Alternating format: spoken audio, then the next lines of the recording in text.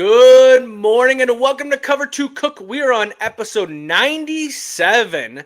Today we're going to be giving some NFL updates with some other news as there's things happening. We're also going to do a Kentucky Derby edition plus NBA and NHL updates. So stay tuned and let's get it started. Yeah. I was going to do a vertical jump there. Thank you, Socks. Travel been to Indiana, and did Cover 2 Cook get you a good hotel? Indiana? No, I'm in Louisiana.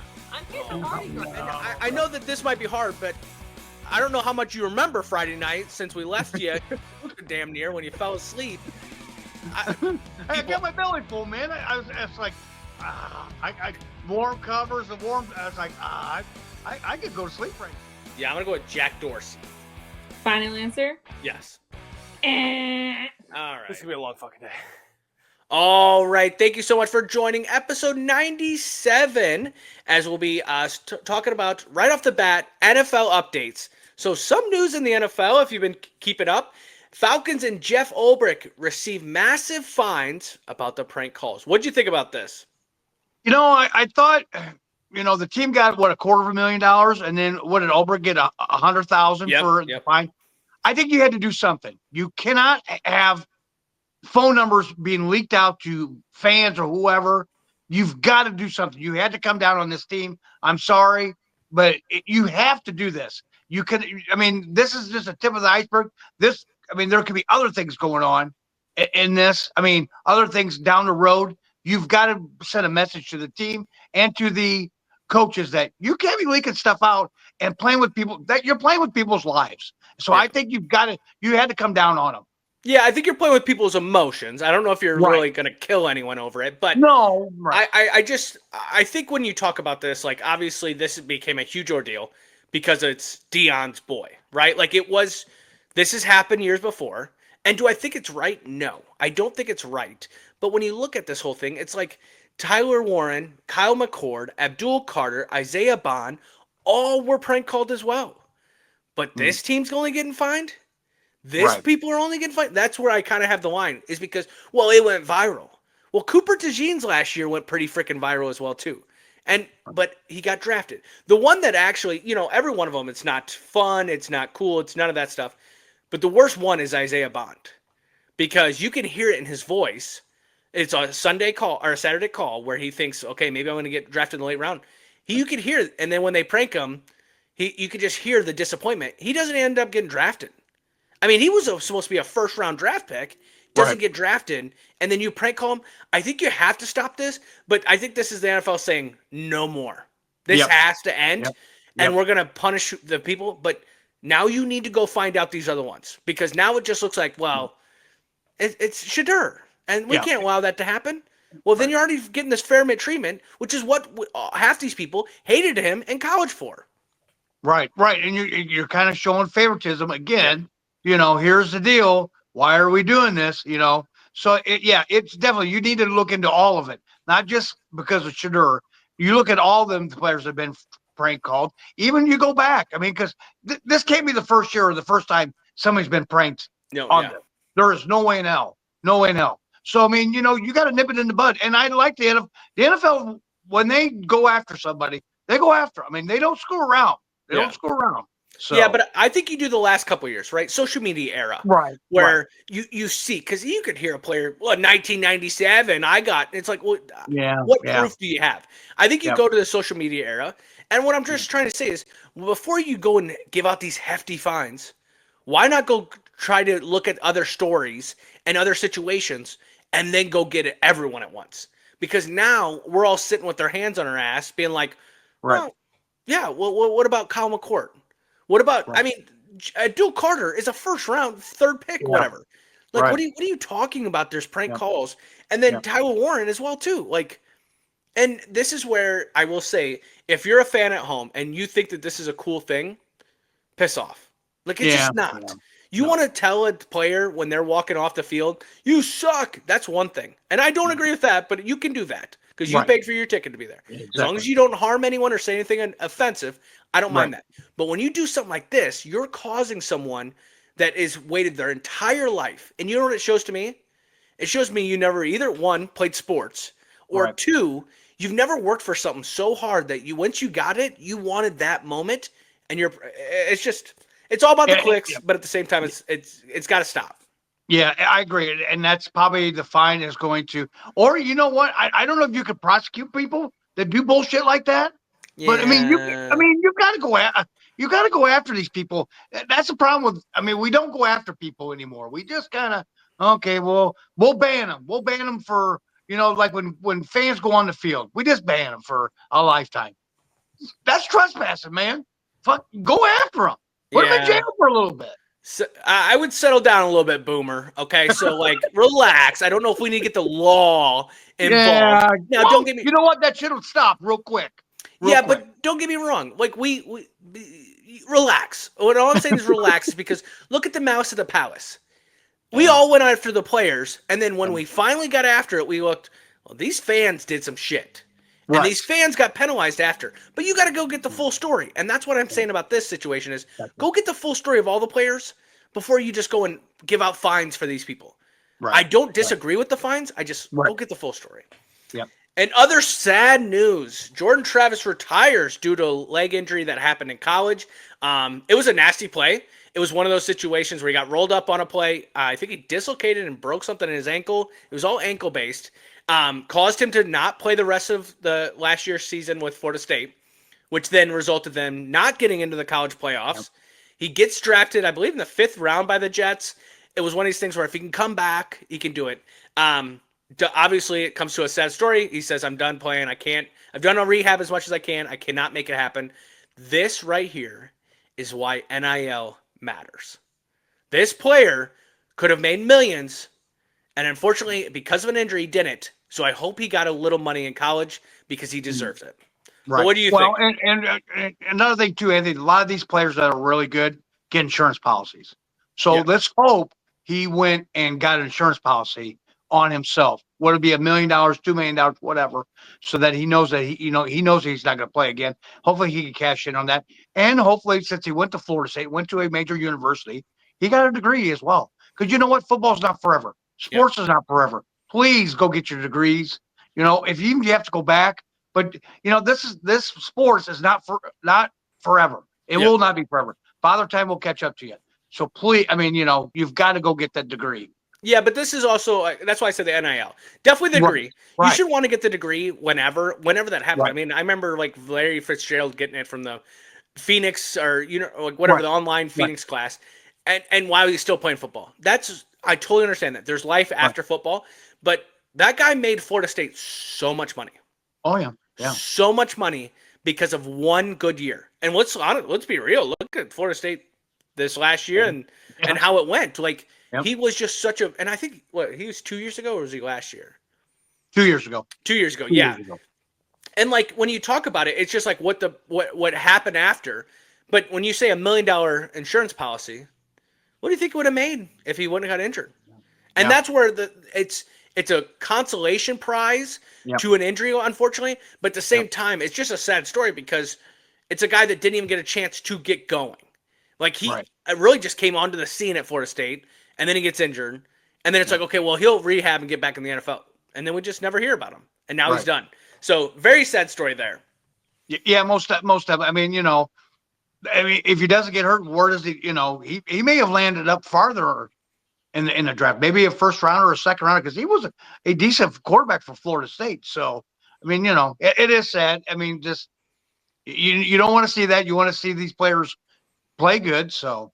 Yeah, well, and it just shows the element of the game. It's aggressive. Yeah. It's harsh. And I guess we're having a sad Thursday here. And other sad news, fan falls from the stands at Pirates game yesterday. Obviously, this was an awful scene. A game was paused for 10 or 15 so minutes. You saw players upset on the field seeing it. What'd you think about this? Yeah, that is sad. I don't. Was he going for a ball? I didn't really see the whole deal about how he fell. Even I don't think he was, and that's what I mean. From what clips I've seen, I saw the home plate clip, and it doesn't look like the ball's even close to where he's going for. I don't know if he got excited and went over the top or what happened. I know they're investigating obviously a lot of things, but he's still in critical condition. I would have to, and I'm not just throwing this out there, I would have to imagine alcohol is somewhat involved in this. But at the same time, like there's been other scary situations, 2011, 2015, where people have died at baseball things. And what they always go back to is, well, the guardrails and all that were not high enough. Yeah. It is kind of one of these things where you're telling me this guy just fell. Right. I would, but yeah, I will. What we have to give roses to the emergency medical staff. We're on there, got him on a plate, got him out of there, got him. Obviously, he's still in critical condition. We hope a speedy recovery, but I don't think he is today here talking about it. It's a whole different situation if the medical staff doesn't do as well as they do. Most definitely. And I mean, you got to know your surroundings too as well. I mean, just like anywhere else, whether you're at work or wherever, you got to know your surroundings and what your limits are. And you can't. I mean, if you're going over the railing, you better be careful, because one wrong slip and you're falling. So. Yeah, well, and I think when you watch the games, you never realize how high that is. It's like one of those things where you'd see like Busch Stadium or Wrigley Field or you see it on TV and you're like, okay, but then like you get there and you're like, holy shit. Yeah. I mean, this is a 21-foot. I think it's in honor of a baseball player that played at the Pirates. Roberto Clemente. It's Roberto Clemente's wall. Yeah, is what they call it. Right. And like it was 21 feet or whatever and stuff like that. So obviously when he does fall, it's an impact. It's big. Right. A lot of players and the teams, gave their situation of that. So, yeah, not a good moment. Obviously, there's not really good moments when you're talking about fans and situations on the field. But this one was, with social media, you just see it all the time now. Yeah, most definitely. In other news, Andre Agassi has taken a new career and wins a pickleball tournament. If you don't know who this is, he's an 8-time Grand Slam champion, Hall of Fame tennis player. No shit, he won a pickleball.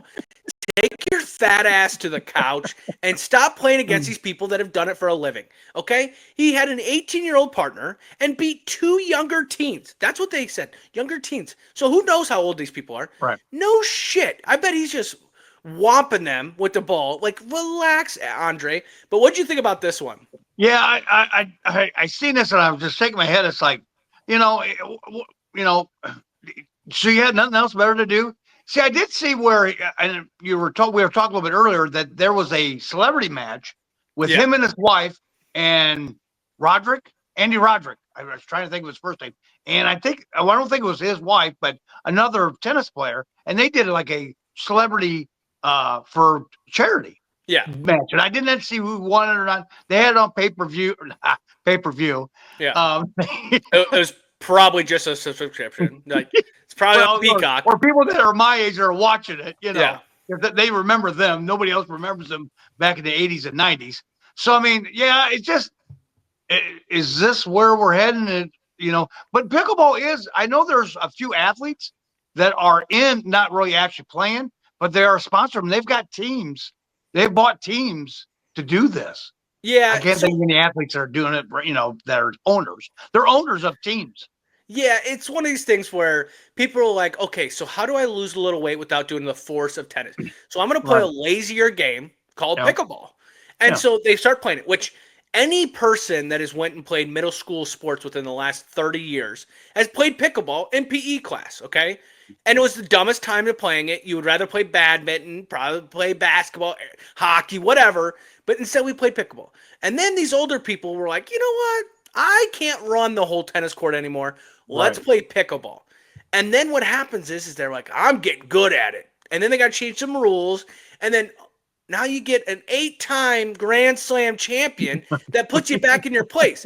It's like me showing up to a 3-point contest against Robert Ory, right? Yeah, where he can just nail them all the time. And I'm sitting there being like, oh, I don't know why I lost.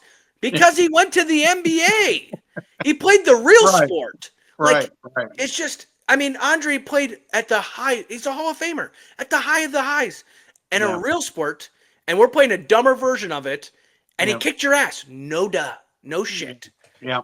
Yeah. Hey, it's pretty popular in Washburn, where I came from. They actually made their tennis courts into pickleball. Every place, Dad. Every place. We drive by our park down the street and it is tennis court, but now it's 4 pickleball areas. Right. It's like, you guys are so goddamn lazy. Just play the game tennis. I remember and one quick story. I used to have to, for one of my classes that I taught young kids how to play sports. One of them was tennis. I had to kick old bitches off the court because they were playing pickleball. No. Take your little ass net, get it off the thing. You didn't even move during the whole time. You just sit there going, like, come on, you can do that on the Wii. Just get your ass at home. Right. Calm down, Gen Z. Okay, calm down. It's the damn boomers. Get your asses. Play a real sport. Calm down, Okay? Gen Z. I think I am. I'm a millennial. Relax. I'm a millennial. You're a millennial. Yeah, on the edge. On the edge. Exactly. You're just Gen Z. On other things that are happening this weekend, Kentucky Derby is back. Kentucky Derby is all about the haves and the have-nots. So if you're watching it from home, you're obviously not a have. You're not a have. You're a have-not. Baffert is back after a 3-year suspension. What do you think about this Kentucky Derby? I like it. One thing about the Kentucky Derby, you don't know what kind of weather you're going to get. Yep. And the favorite never wins. Yep. So you've got to pick somebody that's kind of a, I don't know, double-digit to one long shot, because the favorite does not win. Usually there's 20 or 21 horses in this race. You know, Journalism, I think, is the favorite. He's the odds-on favorite. I think he's out of pole 8. I mean, I usually look at names and the color and a color of a horse. The gray horse never wins, and that's the one I always pick, it seems like.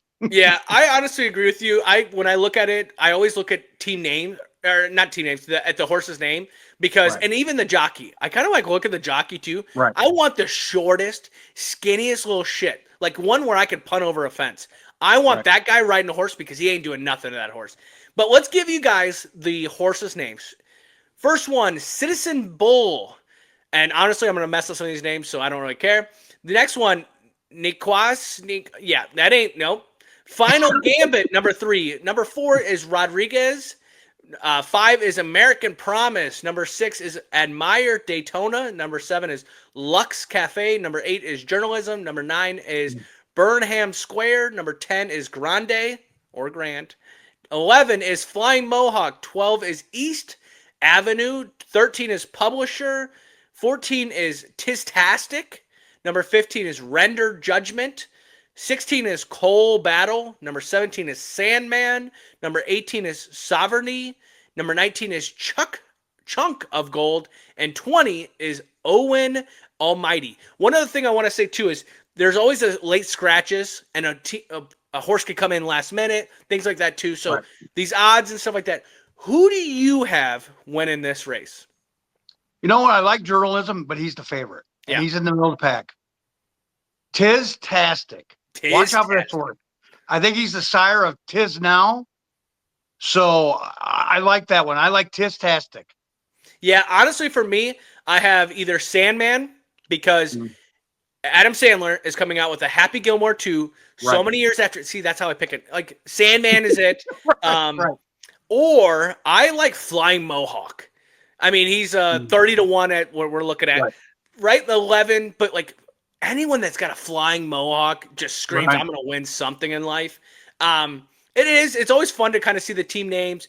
You kind of see everyone go with the big hats and the craziness. And for us, like, we're over here betting a couple $100 or $100. There's people there betting 100,000, shit like that.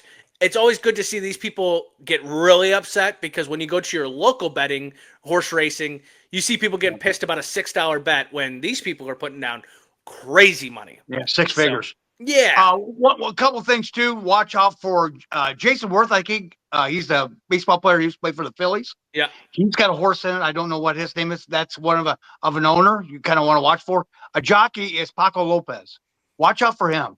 Paco is a very good. He usually gets on the great mounts. So that's if you're looking for a jockey, and he's the one riding that horse, that'd be another horse to think about as well.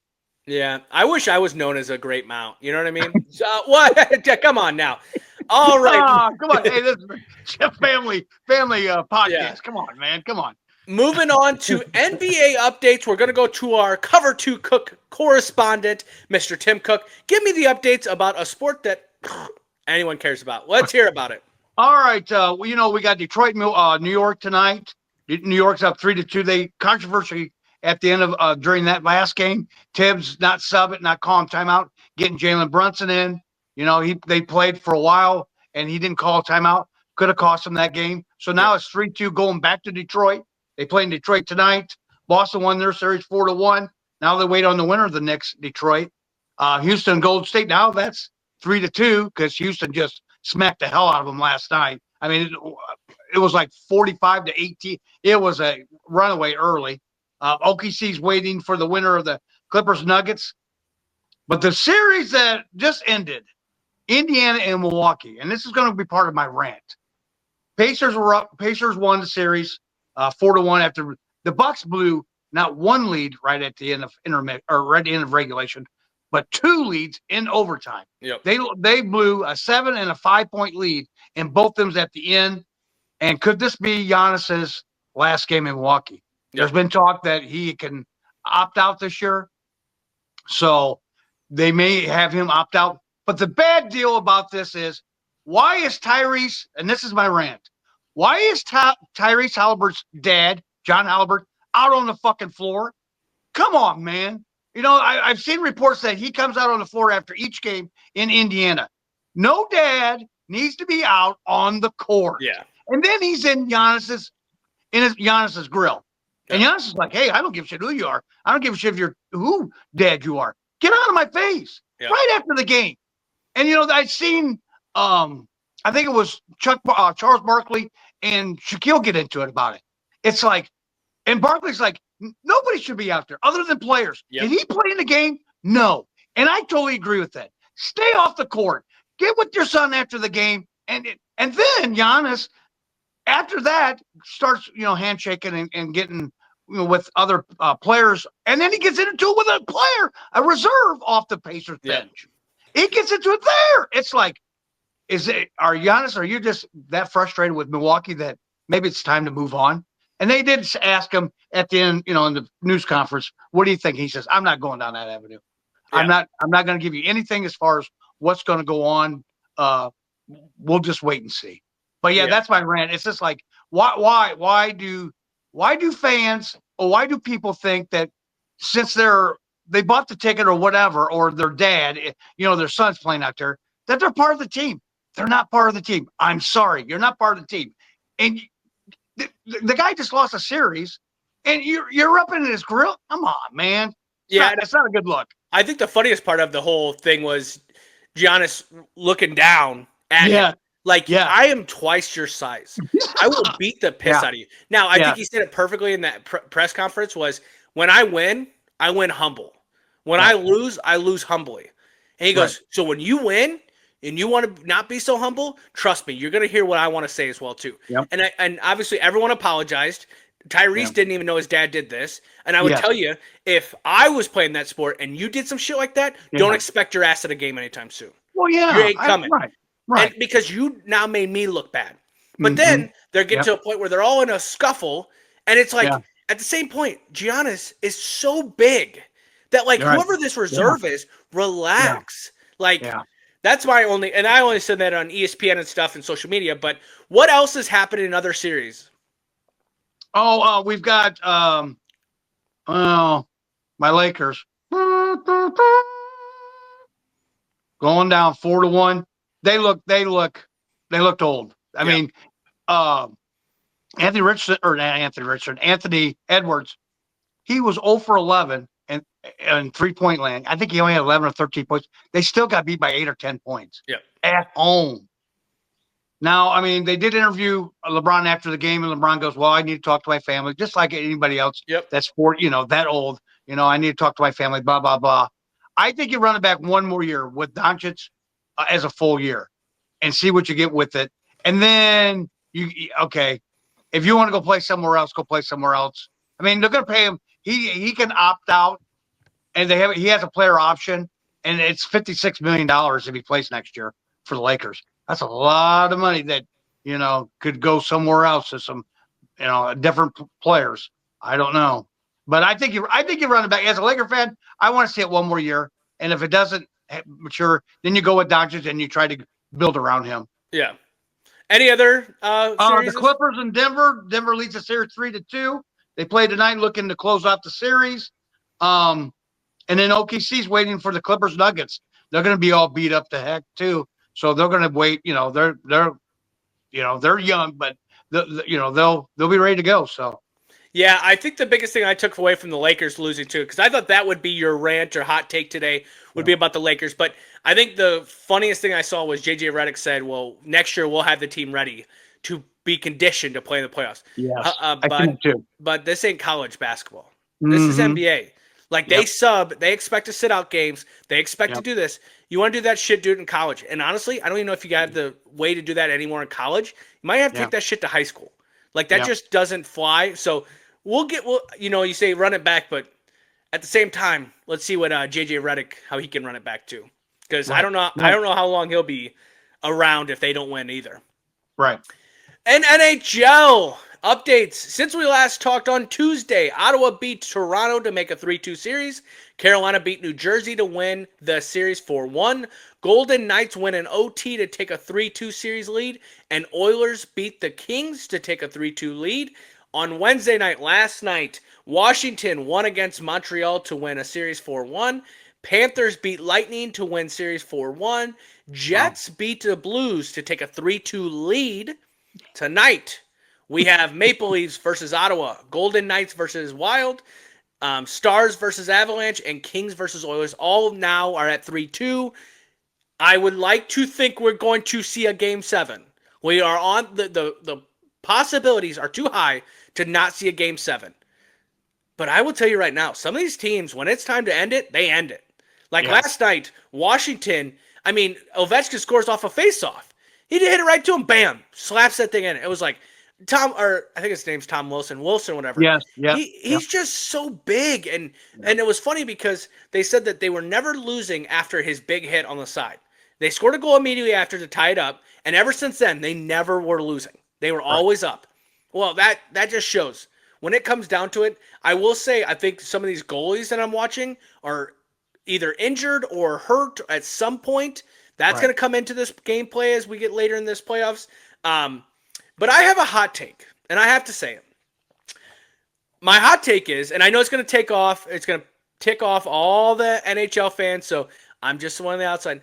NHL should promote more fighting in the playoffs. And here's why.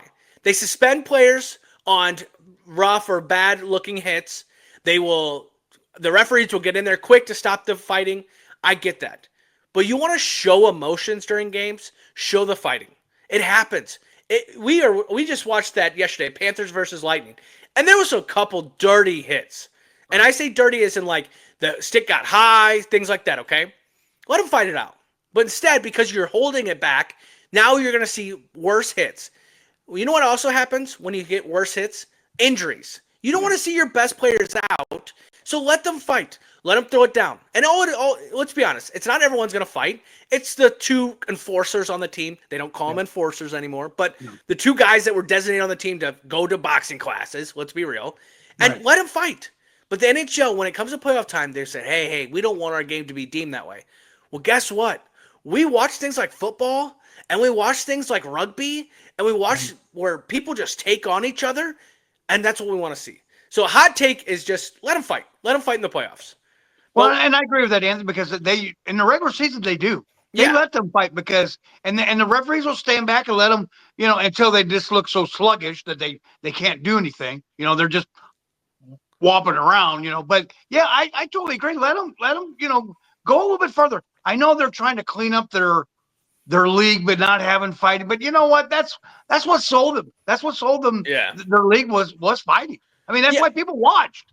I just think it's a game where if you don't allow the fighting, then you're going to see someone I agree.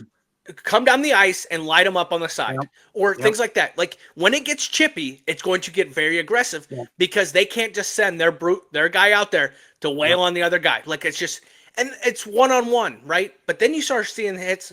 Even the Jets and Blues, there was a couple of plays where you're like, like you don't want to lose an Austin Matthews. Right. Now he's gone, but like you don't want to lose some of these players because of like injuries and things like that. So instead, let the guy that doesn't really matter, he does, but he doesn't, let him just go throw some punches.